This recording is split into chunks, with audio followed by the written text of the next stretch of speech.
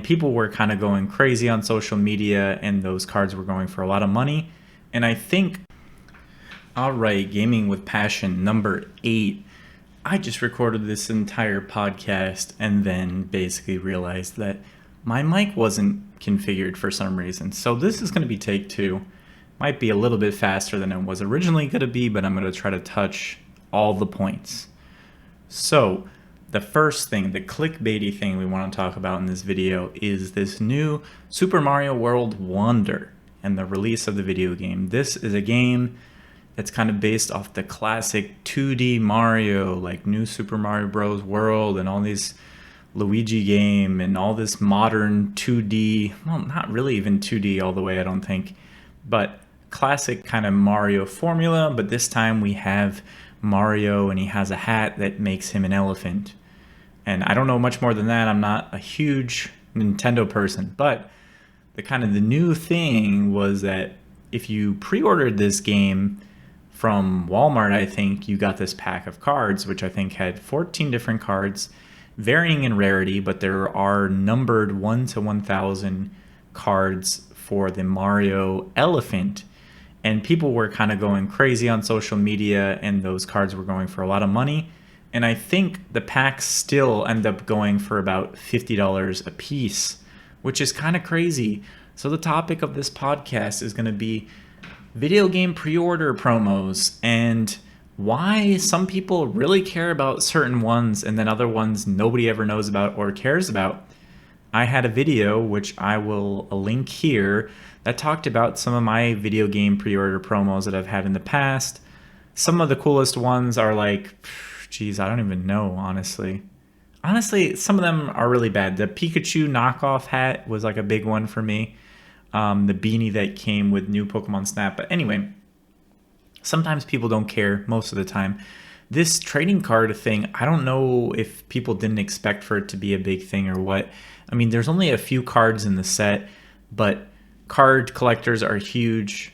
Nintendo collectors are huge. Mario collectors are huge. Maybe it just kind of hit all of those. It's got numbered cards, which doesn't really make a huge difference, but people love when things are numbered because it makes them feel more special.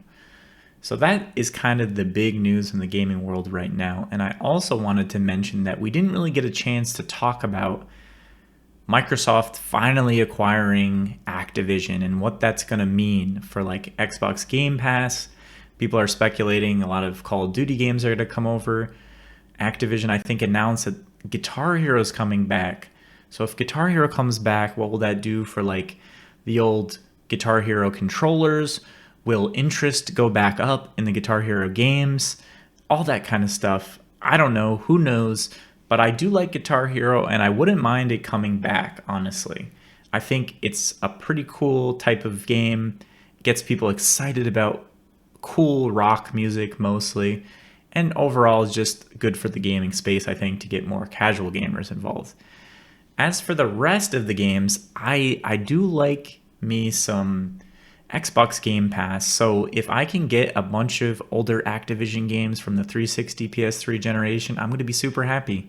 But most of the ones I want are already licensed, like Spyro, Crash, the Spider-Man games, the Tony Hawk games. I already own all those, but those would be kind of cool to come back. So I have no clue.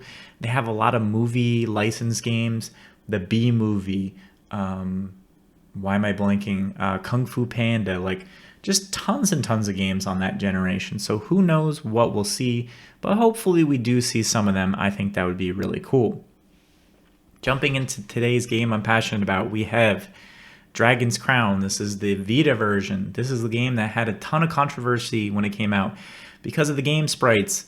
I won't explain why, but if you want to look it up, you can look it up. But the game sprites are pretty cool, if not out of proportion.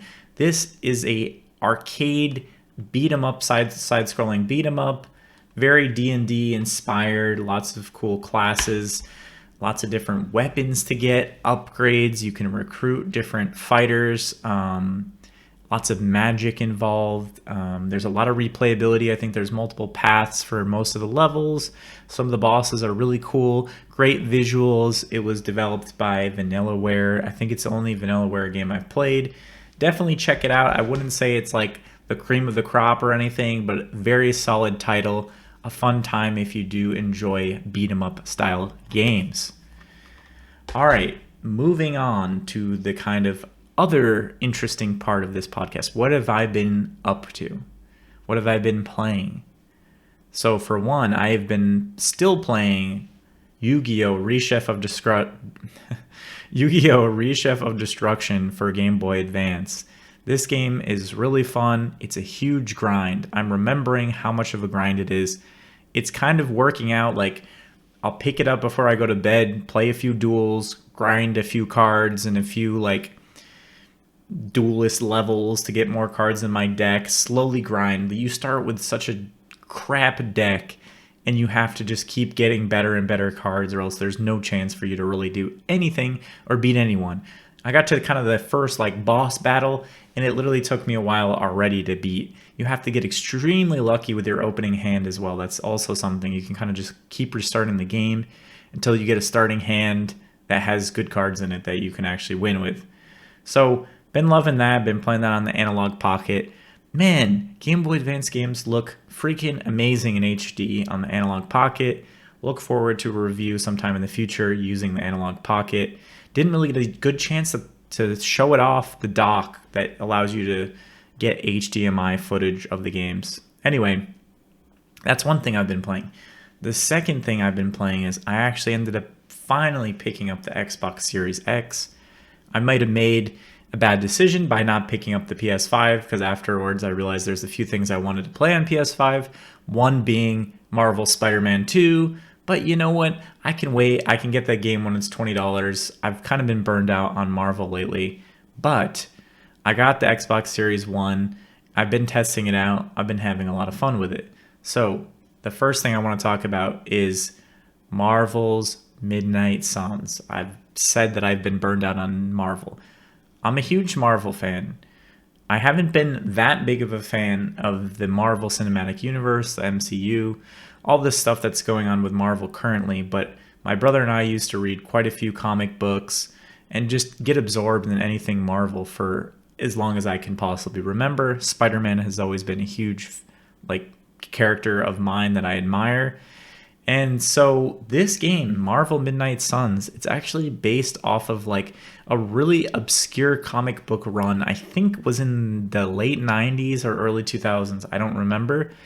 And basically it was like Ghost Rider and Blade and a few other characters I can't even remember. And they have this organization called the Midnight Suns. And what's cool about it, it's kind of like based in magic. So it's got like Doctor Strange is like a huge part in it. It's like everything supernatural and magic kind of combine. So what's really interesting about this game is it was developed by Firaxis, I think, which is now bought by 2K. So you get some crappy things in there of 2K trying to make a bunch of money off skins. Whatever. Forget about it. The game is still good. So when this game came out, I believe it was $70 because it was for PS5 and Xbox Series X. Games are now basically $70. And there was a version, there's multiple versions of the game, but the best version of the game is called the Legendary Edition. That retailed for $99.99, and it comes with the base game, a bunch of skins that nobody really cares about, and DLC for the game, which is mostly, I think it's just 5 characters that you would normally have to purchase. And I believe they slowly rolled out the characters after the game was released. But $70 plus $30 for DLC, that's $100 for a game. So I waited on this one a while because number one, I didn't have a way of playing it. And number two, I wanted to see if it would get cheaper. This game dropped in price really fast. I don't know what happened. I don't even hear anybody talk about this game really.